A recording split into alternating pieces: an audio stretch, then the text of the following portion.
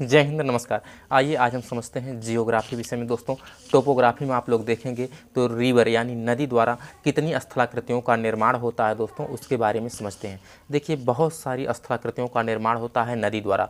Exam में जो है, चाहे आप यूपीएससी का एग्जाम दे रहे हो या यूपीपीसीएस का एग्जाम दे रहे हो या फिर आरओ का एग्जाम दे रहे हो या TGT, PGT, UP TET, super TET या सी टेट या फिर एसएससी जीडी हो या यूपीएसआई हो या यूपी पुलिस हो, अन्य जितनी प्रतियोगी परीक्षाएं होती हैं दोस्तों, उनमें जो है ज्योग्राफी से जो है देखा जाए, टोपोग्राफी से तो कुछ न कुछ क्वेश्चन पूछ ही देता है दोस्तों।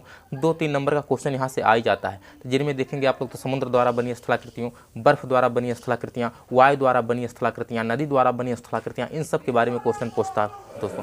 तो आइए देख लेते हैं नदी द्वारा कितनी स्थलाकृतियों का निर्माण होता है दोस्तों। सिर्फ आपका 2 मिनट लगेगा। यह वीडियो बहुत ही आपके लिए कारगर साबित होने वाली दोस्तों। तो आप लोग इस वीडियो को अवश्य देखिए, सिर्फ 2 मिनट। कमेंट में अवश्य बताइएगा कि वीडियो कैसी लगी दोस्तों। देखिए, हम यहाँ पर आपको लिख करके ब्लैक व्हाइट बोर्ड पर कुछ आपको समझाना नहीं चाहते हैं, सिर्फ इसी प्रकार बताएंगे आप लोग। तो एक बार से 2 बार सुनिए, आप लोगों को बहुत सी चीज़ें आप लोगों को याद हो जाएगी दोस्तों, जो सीधा एग्जाम में आपके लिए जो है सार्थक साबित होगी दोस्तों।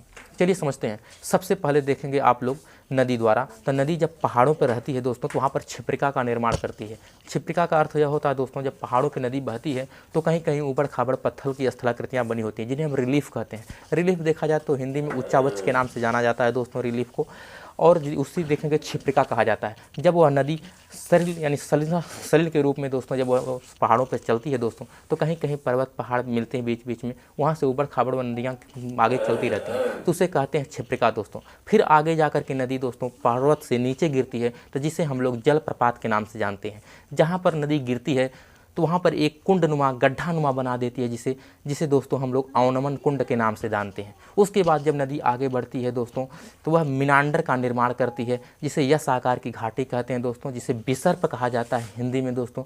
वह यस आकार की घाटी का निर्माण करती है। बाद में जब वही यस आकार की घाटी सीधा रूप ले लेती है अपना, यानी मीनांडर जब सीधा हो जाता है, तो वहाँ पर गोखुर झील का निर्माण होता है दोस्तों। इंग्लिश में जिसे गोखुर झील को हम ऑक्सो लेक के नाम से जानते हैं दोस्तों।